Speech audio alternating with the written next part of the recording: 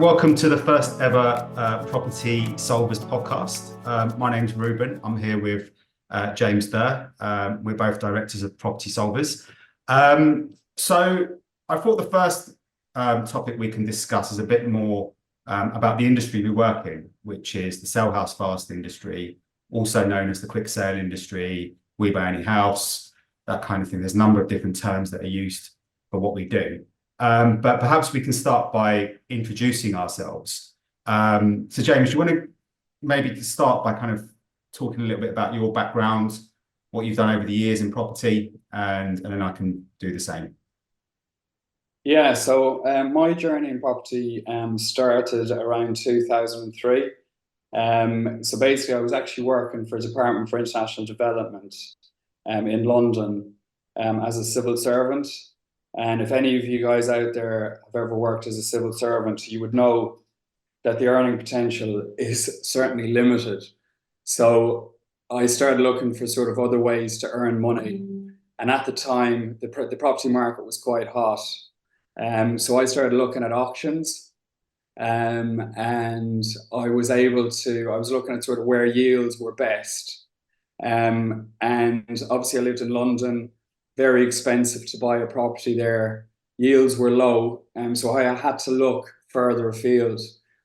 So I was looking at sort of different cities like Liverpool, Manchester, Sheffield, and eventually I settled on Sheffield because it was a bit closer to London and the yields were good. I mean, you could get double figure yields up there. So I bought my first property then at an auction house in Sheffield called Mark Jenkinson. They used to run local auctions. And at the time, it was very, very easy to get mortgages, quite different from what it is now. And I was able to get a mortgage, buy that property, refurbish that property and sell it a few months later. And basically the amount of money that I could make from that was actually more than I could earn in my yearly salary in Department for International Development. So obviously I started looking into the property stuff more. And I was on a forum at the time called Singing Pig, which like preceded Property Tribes. And it was like the main forum for investors at the time. And there was a company there that were advertising for franchisees called A Quick Sale. And basically, they just specialized in sort of buying property quickly. There was only one or two companies doing that at the time. There was one called National Homebuyers. I'm not sure if they're still around, but it was basically them and A Quick Sale were coming in to compete with National Homebuyers. And at the time, sell and rent back was a thing. So you could actually buy a property and rent it back to the owners. So basically, I joined a Quick Sale as a franchise for the Sheffield area. I started advertising, like we had a mix of sort of leads coming through like their website plus advertising that we were doing. So I was doing a lot of advertising, sort of local advertising, newspapers, leaflets, stuff like that, your traditional offline advertising, whereas they were doing some of the online stuff, but the online leads were mainly organic.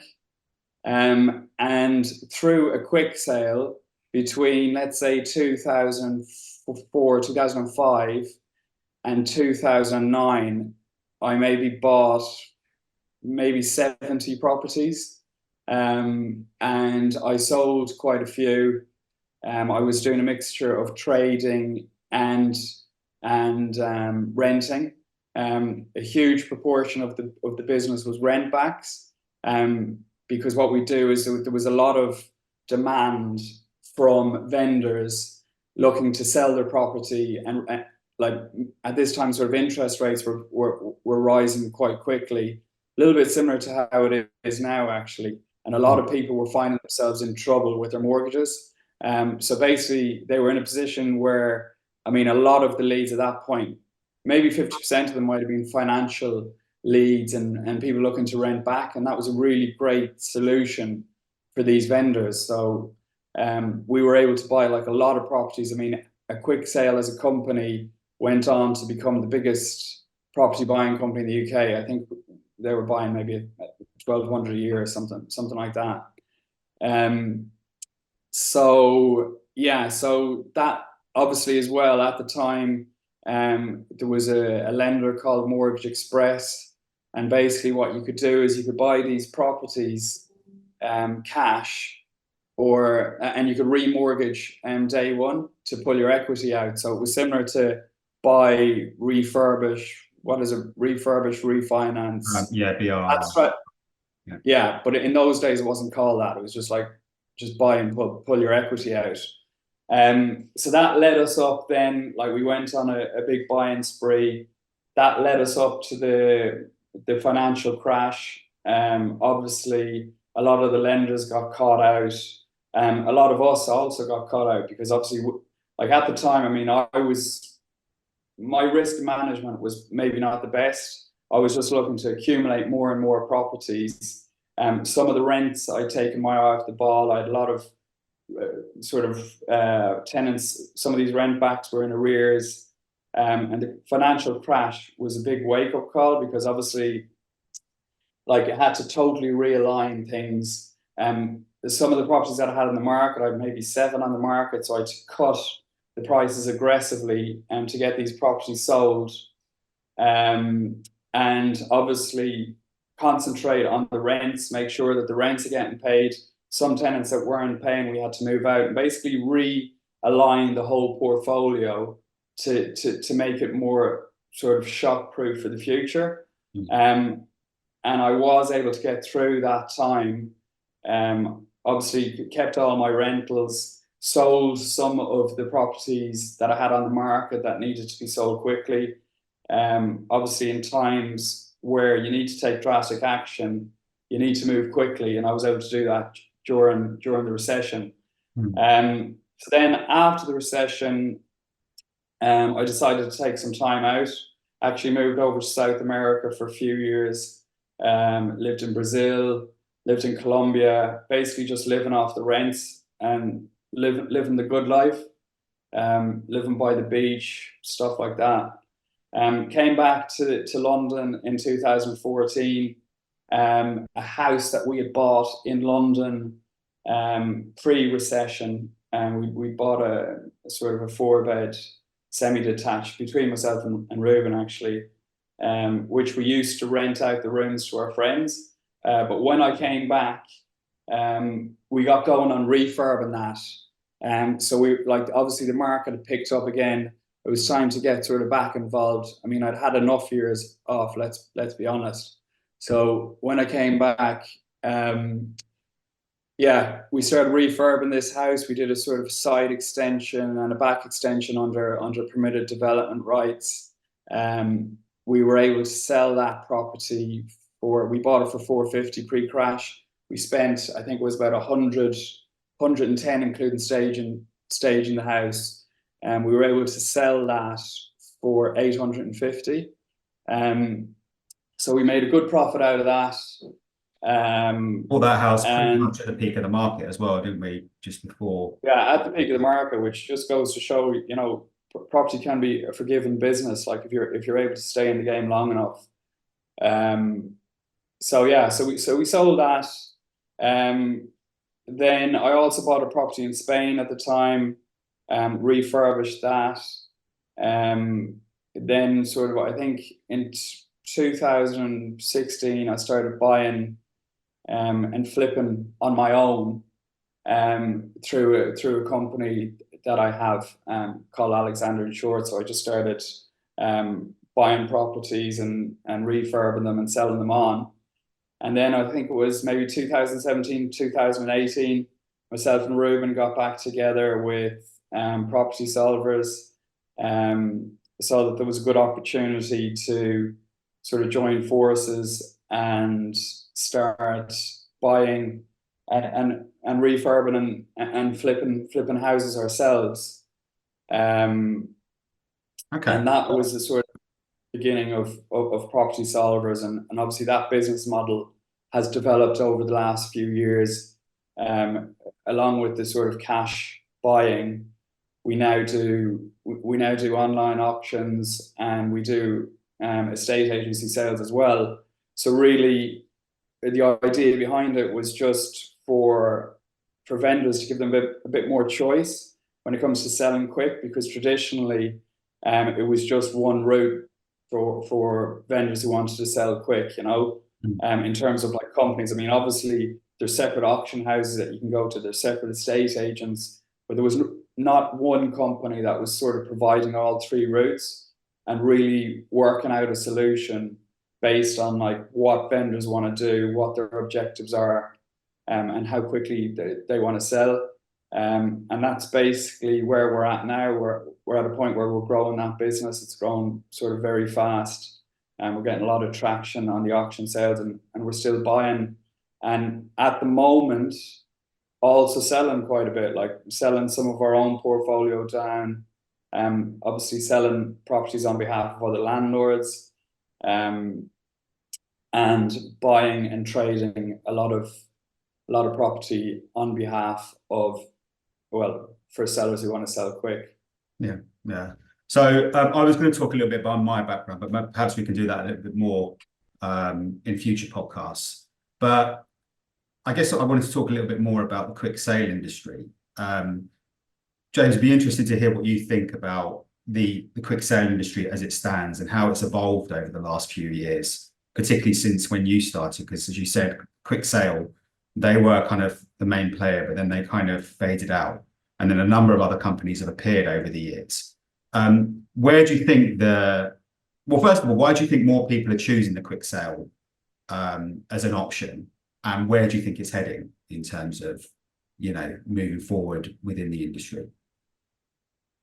Yeah, I mean, I'd like to see the numbers of people who are selling quickly, because, I mean, yeah, maybe it's a little bit more well known than it was like when we started out doing it, but I don't have the figures on sort of how many people are choosing to sell their property cash. I mean, those, we have looked to try and get those figures before. They're very hard to get.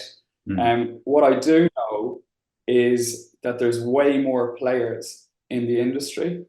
The competition is way more than what it was before. I mean, obviously with the internet as well, obviously there's probably more awareness on behalf of vendors for quick sale companies, because there's so many players marketing on like Facebook, social media, YouTube.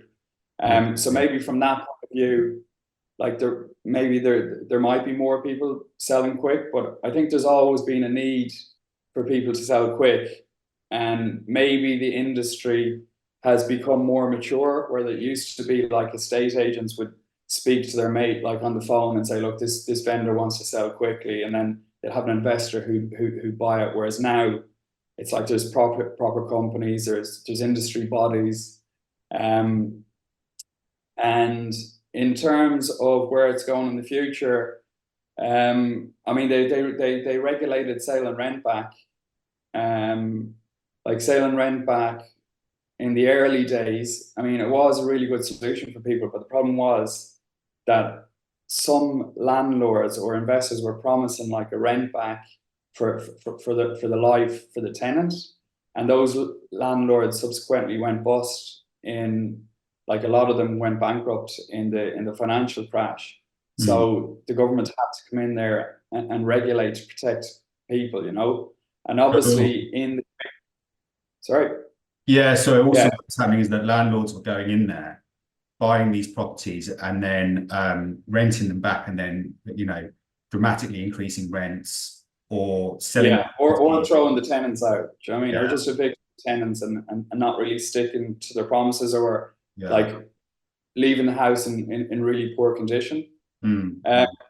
So going forward, I mean, you know, I wouldn't be surprised if the quick cash sale industry in general is regulated at some point, because there are a lot of sort of dodgy players out there, you know.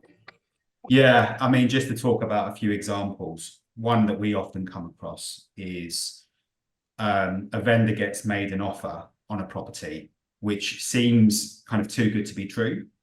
And then down the line, as the sale progresses, because we often speak to a lot of vendors who are dealing with other companies, down the line as the sale progresses through the conveyancing process, the price suddenly gets dropped, and the seller's back is against the wall, so they often have no choice but to accept that price in order to move forward. So there is that kind of yeah. yeah. I mean, I'd say that's actually the norm for the industry. Like a lot of quick sale companies, like they do act like that. Like they give, like it's part of their modus operandi. It's like they give vendors an enticing offer, like maybe 85% of the value of the property, and the vendor's thinking, okay, that's a lot better than maybe some other offers they've had, and they book in like an open day or a viewing, and at that point, the company will then say, well, look, it needs more work or whatever, and drop it another 10 or 15%. I think the good thing that what we do is, like, we like to work sort of make our offers transparent, and from day one, like, what we offer is generally what the vendor will get, and when we say to them, we pay 75% of the market value, and we'll discuss what the valuation is with them. So they've got that offer up front before they book us in for a viewing, and they agree to the sale. I mean, sometimes there are instances where sellers don't reveal the full picture, and we only discover that during the conveyancing process or once we've done a survey. But, I would say 99% of the time we are sticking by the offers we make initially. There are occasions where it does kind of deviate, but that's usually down to certain details not being disclosed. Well, I mean, there's certain things you just can't know, right, till you get there. Like, I mean, the property might have Japanese knotweed growing in the garden that makes it mortgageable. The seller might not be aware as well. Yeah. Yeah, I mean, there could be damp, there could be structural issues that you just can't pick up until you get there. So sometimes there will be genuine reasons to sort of change the offer, but in general, like, the way we like to do it is we prefer to sort of have the as early as possible for the vendor to know what that offer is and whether it's going to work for them or not. Yeah. And so going back to the level of competition in the industry that we're currently seeing, we've been doing this for some time. Not only as Property Solvers, but also in other kind of different companies and that kind of thing, represent ourselves. The barriers to entry are quite high for this industry.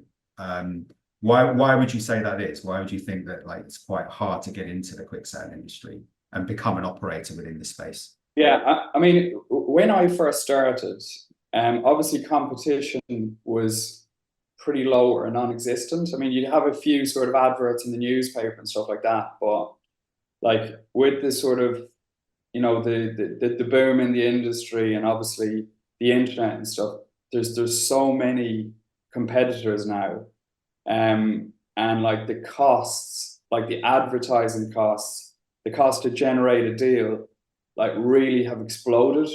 The cost of, like, your pay-per-click advertising, your Facebook ads, like, you really need to be good on your marketing.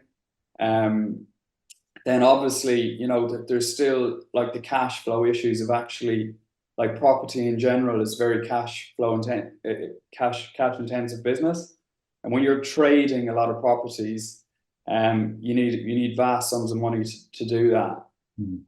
So I think it's, like, from every aspect, it's difficult, like, but yeah, I mean, I think in this sort of coming recession, I think we'll see, like, a lot of these players, like, leave the market. A lot of the smaller companies, the ones that have been spending, like, a lot of money on pay-per-click, and maybe the results aren't quite there, and they might move on to something that they find more profitable. Like, we have really invested time and money over the years in building our business organically.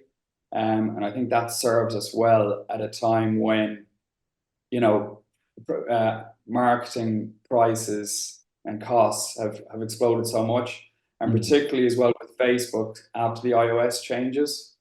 It's been a lot more difficult to get sort of in touch with motivated sellers on Facebook.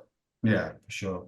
But also there's the fact that, you know, you sometimes end up holding onto these properties for longer than you expect. You know, you've got things like the 6-month rule. So that's why we often sell the properties on through our auction, because we can bypass that risk. And obviously as well, just in terms of like interest rates right now, like, I mean, you know, for rentals and holding properties, like it's a difficult time for landlords. You know, you got Section 24, you got all the changes, like we're trying to abolish Section 21. You know, there's headwinds for landlords right now, and a lot of people are leaving the market. Yeah, for understandable reasons. I mean, I'm a big fan of buy-to-let, but yeah, it's definitely tough to do it at the current time because the rates aren't great. You know, you're having to put quite a hefty deposit in, and it just makes you wonder whether it's worth doing for the time being. I do think long-term buy-to-let is always going to be there, and it's always going to be a decent business if you're looking for a long-term investment strategy. But at the moment, it's very tough to get it to work in the right kind of way, you know. So yeah, so we were talking a little bit more about the downsides and upsides of. Let's talk about the downsides and upsides for a seller's perspective. I mean, obviously, the main downside is that they're taking a hit on the price that they would achieve for their property in return for a speed of sale. That's probably the most predominant one. And obviously, you mean downsides for the seller selling selling to a company like Property Solvers. Obviously, yeah. I mean, they have to, like, it's a big hit for a lot of people to take, you know. Yeah, I mean, yeah. That is a major downside, but which is why at Property Solvers we do offer a number of different options. So whenever a seller calls us, we will kind of ascertain as to how quickly they need to sell. So if they need to sell within a very short time frame, let's say a week to 4 weeks, we can absolutely do that. But they are going to have to, you know, take a bit of a discount on the property, which is 25%. With that, we do cover their legal fees, and obviously they won't have to pay estate agency fees with that. But then, you know, a lot of sellers aren't going to be happy with that kind of solution, which is why we've introduced the auction options, as well as a quick estate agency option. So, you know, we've kind of built our systems in a way that we genuinely process these sales a lot quicker. We work with fast conveyancers. We work with, you know, serious buyers that are in a genuine position to move forward with sales, rather than kind of these tire kickers that may make an offer but not really be proceedable, you know. yeah. So I think it's important, like, and one of the things that you can forget as well, like, I mean, you do get a lot of time wasters in the estate agency business in general. Like, one simple thing that you could do that, like, a lot of estate agents don't do is just cut out, like, viewings for people who are, like, not even in a sold position.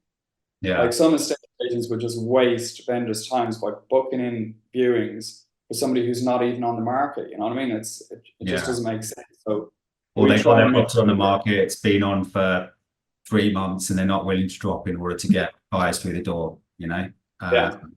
Yeah, there's a lot of that we see, especially at the moment. There seems to be a lot on the market that's just not selling at the moment. Yeah, I think what we've got right now is, like, we're still in transition from like a buyer's market. It is a seller's market now, but a lot of sellers are still in denial. Yeah. But the thing is that the game has changed, you know, like the rules of the game have changed. Like, interest rates are way up, mortgage rates are way higher than they were sort of even like 18 months ago.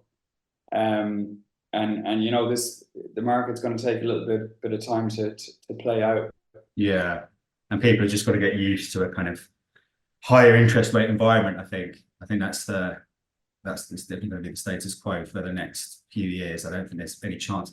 They may well come down marginally, but I don't think they're going to come down dramatically. And I think the days of low interest rates are over for the foreseeable future, you know. So yeah. So I hope you enjoyed this first podcast. We're just going to kind of move forward by just kind of picking topics discussions and going from there, really.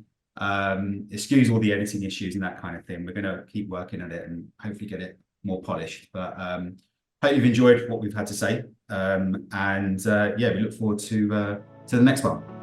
Thanks for your time. And don't forget to like and subscribe. Thanks a lot.